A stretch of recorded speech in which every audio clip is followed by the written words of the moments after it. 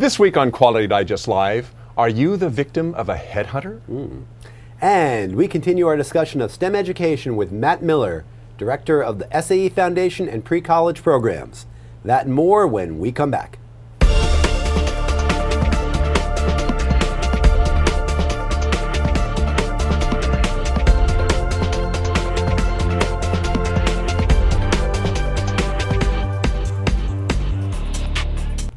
Welcome back to Quality Digest Live for September 9th, 2011. QDL is your weekly look at who and what is making the news in the world of quality. I'm Dirk Ducharme, Editor-in-Chief of Quality Digest. And I'm publisher Mike Richmond. Okay, we're going to start this week with a discussion about headhunters. Not headhunters, not the good kind, and not the really awful, old-time tribal kind, just the plain old bad corporate kind. Corporate headhunters. Corporate headhunters, but not... Are these the guys who are like trying to steal me away from you guys? Well, maybe, but no, not those guys. We had an article by Mark Hamill that appeared in Monday's issue of Quality Digest Daily entitled, Beware the Headhunter. Beware the Headhunter. And as Mark begins his article, he talks about, he's not talking about the good kind of headhunters that, as you, Dirk, know, everyone's coming after you to leave our company and join all these. You know, I'm a hot commodity. I know, man. Yahoo and Google and Apple and everybody else. Maybe Yahoo, not so much anymore. Not those guys. Okay. And also not the headhunters who want to take your head and maybe shrink it, because your head's kind of big. But not those kind. But what he's talking about are people within corporations, within organizations that consider heads as a commodity, something to be gotten rid of, to be shuffled around. So employees, you mean? Employees. Okay. Heads in the parlance of these people would be employees. Head count is the example that he uses.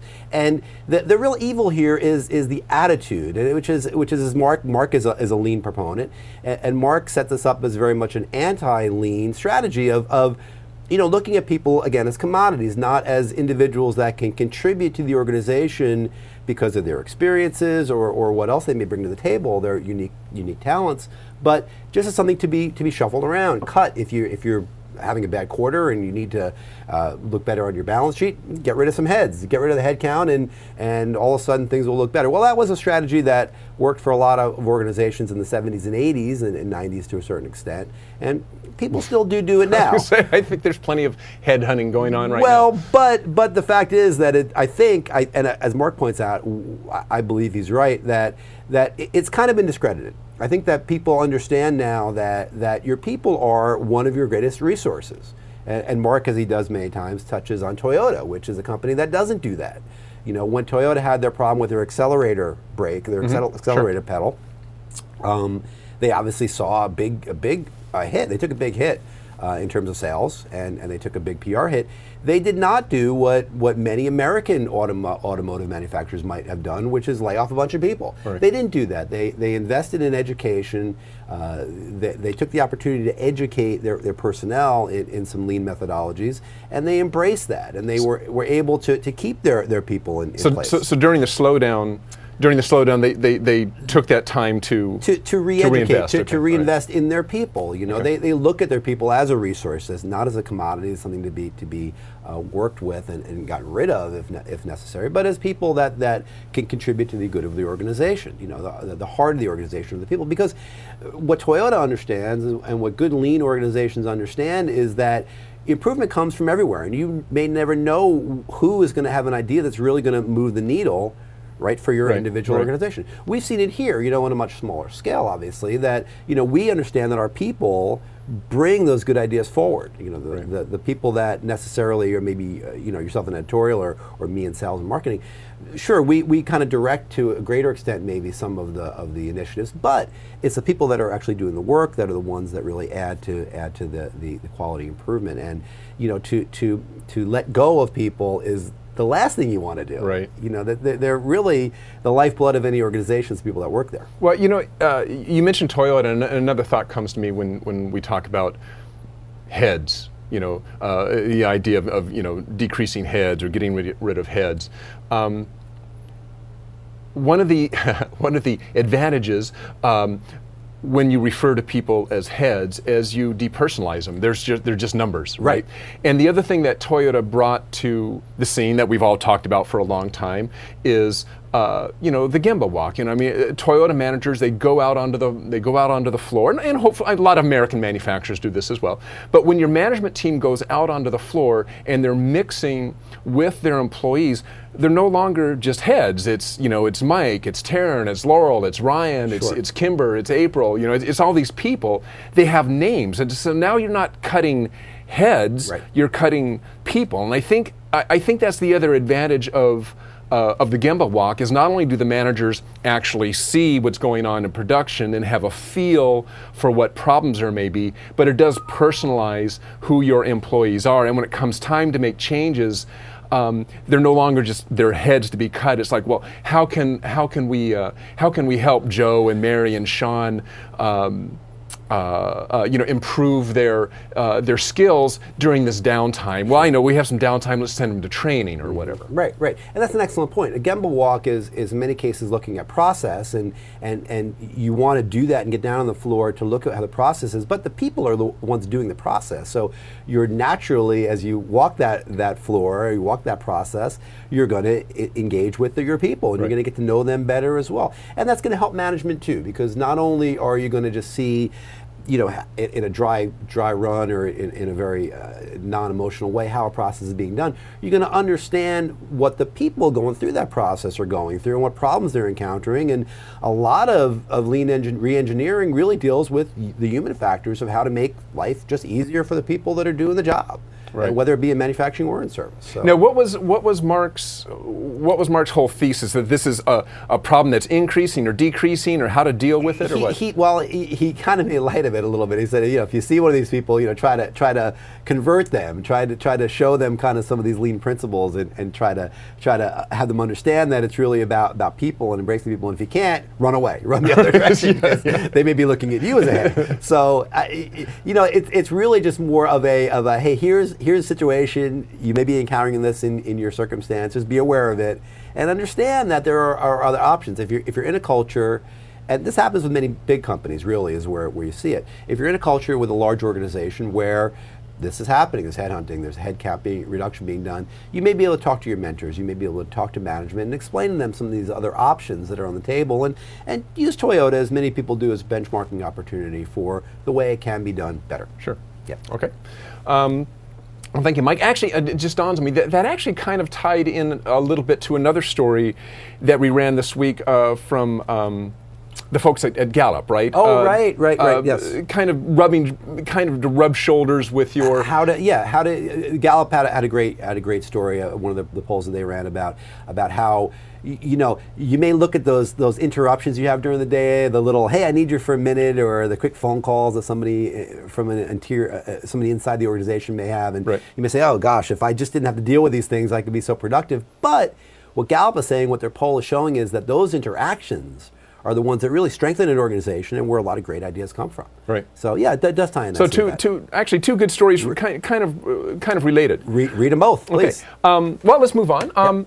Last week we introduced the topic of STEM education, and this is the middle school curriculum that tries to get students interested and involved in science, technology, engineering, and math. That's STEM, science, technology, engineering, math.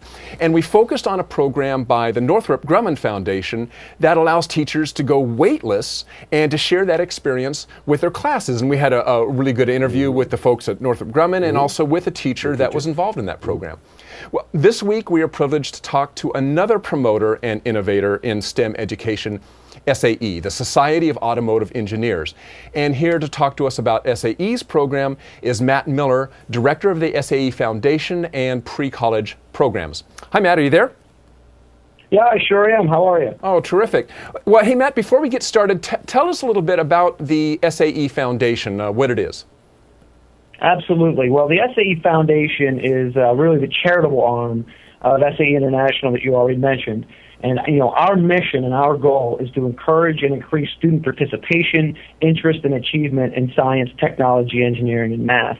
And we do that fundamentally by focusing on educational programs that are hands-on, project-based, and have collaborative learning experiences, such as our Road in Motion program and Collegiate Design Series. We also take it one more step, because what we want to do is introduce what we call STEM professionals into the classroom to help support teachers teaching these advanced science and math concepts. That's interesting. I didn't realize that last little bit you mentioned. So more than, let's say, providing, last week when we talked with an interesting program from Northrop Grumman where they're providing an experience for teachers. Yours sounds like part of what SAE is doing is kind of also the other way around, is bringing mentors and subject specialists into the classroom. Is that right? Absolutely. So what SAE does, we do two things in particular and do it very well. We develop and provide, developmentally appropriate hands-on curriculum for teachers to use in the classroom, and we also get STEM professionals to go into the classroom. These STEM professionals can be anyone from a technician to an engineer, someone that's working with math and science in their everyday field, to, one, lend that content knowledge to the teacher. In most cases, teachers don't have that background experience at the elementary level in science. And two, really serve as a role model for students to show how math and science can be used in the quote-unquote real world. Oh, go ahead. I was going to say, and Matt, how old are these kids we're talking about? What grade groups are we talking about here? Well, our programs actually start in kindergarten, and they go all the way up through 8th grade. At least our K-12 stuff does. Now, tell us a little bit now about the World in Motion. You kind of mentioned that in passing. What is the World in Motion? Well, the World in Motion program is our what we call our pre-college program offerings. We have 10 different units that are used in kindergarten through 8th grade across the country, where we introduce hands-on science kits to teachers, which include curriculum, all the materials they need to teach it, and partnering with what we call the STEM professional in the classroom. It involves something as simple as building a balloon-powered car to something as complex at the middle school age as developing and designing a vehicle that runs on hydrogen through a fuel cell. That's so. How does that? Tell us about the fuel cell one. How does that actually work? How does that actually play out in terms of SAE's involvement and what goes on in the classroom? Absolutely. Actually, the actual operation of the fuel cell, I bet you an 8th grader could probably describe it better than me once they go through the program. But what happens is, we provide the materials and the supplies to the teachers in the school and the professional development. The kids get basically an introduction to program and project design. They're given, just the resources and materials, some guidance on how the chemistry behind the electrolysis works. That is basically a reverse electrolysis process through a fuel cell, and they design a vehicle that has an electronic powered gearbox and a fuel cell to power it. They assemble it, they put it together, they design it with the assistance, obviously, of the teacher and the STEM professional in the classroom. And we get people from all different organizations and companies. So it's very interesting to see in one classroom you would have an engineer from Toyota working alongside an engineer from General Motors. Natural competitors in the workplace, but together they're collaborating in the classroom to help these kids learn and get a grasp of what it really means to be an engineer. That's pretty cool. I like that collaborative aspect of it. Matter of fact, that was one of my questions: is where do these people come from? How do they hear about World in Motion? I'm talking about the professionals that come in. How do they hear about this program and get involved? Well, that's a great question. Well, the first place I'm going to tell you to go is to our website, www.awim, which stands for aworldinmotion.org. All of the information's there. But, primarily, we have a large number of corporate sponsors that really believe and invest in STEM education. From Toyota, GM, Ford, Nissan, various automotive suppliers, commercial vehicle companies like John Deere and Caterpillar are all involved. We drive the program through the corporate connections that they have at the community level in their school districts, so that we drive that connectivity to the teachers that way.